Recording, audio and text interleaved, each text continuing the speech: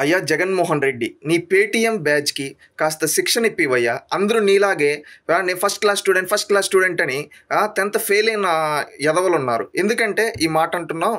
నువ్వు 2 రోజుల నుంచి తిరుమలలో లడ్డు నువ్వు తప్పు చేసి ఇప్పుడేదో హెరిటేజ్ కోసం చేశారు, ఈ విధంగా నంగనాచి మాటలు మాట్లాడిస్తున్నావు కదా. వెనకాల చేరుకోండి జగన్మోహన్ రెడ్డి. ఒకటి గుర్తుపెట్టుకో, వైఎస్ఆర్సీపీ పేటీఎం బ్యాచ్ గుర్తుపెట్టుకోండి.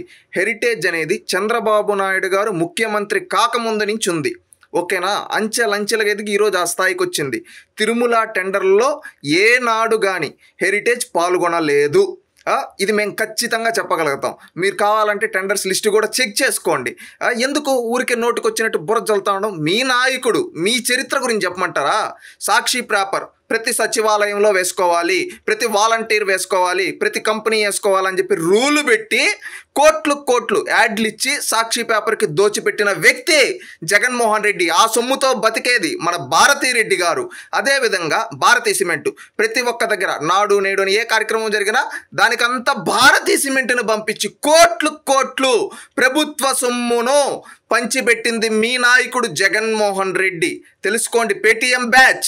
నోటికొచ్చినట్టు ఏది పడితే అది మాట్లాడితే జనాలు ఆల్రెడీ మీకు ఈ విధంగా మాట్లాడేది చూసి 11 ఇచ్చారు. రేపు భవిష్యత్తులో గుండు 0 పెడతారు. మారండి, ఇల్లిటరేట్స్గా ఉంటే తెలుసుకోండి.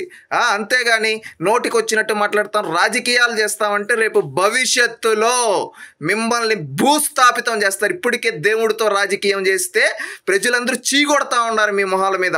ఇప్పుడు ఏంటంటే మీ పైన ఉండే బురదను వేరే వాళ్ళ పైన చల్లాలని, హెరిటేజ్ పైన చల్లాలనుకుంటే రేపు భవిష్యత్తులో అదే ప్రజలు గుండు 0 ఇస్తారు. ఇక్కడైనా మారండి, మీ పద్ధతి మార్చుకోండి, మీ తీరు మార్చుకోండి.